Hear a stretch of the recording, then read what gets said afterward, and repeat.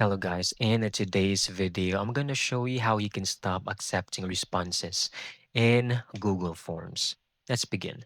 First, I want you to open your favorite browser, then look for Google Forms. Click on the first link, and then you can click on any forms you would like to configure.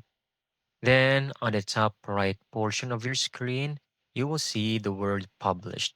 Click on the icon right next to it.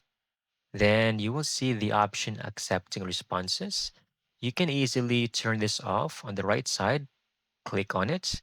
Then it will show this form is no longer accepting responses. Now you can edit the default message if you want something custom.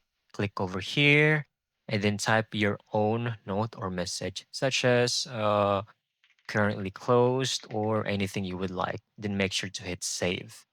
Then you can now preview your form to confirm visitors now see your updated closed message.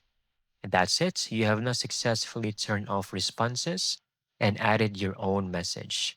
Thank you so much for watching. I hope you found this video very helpful.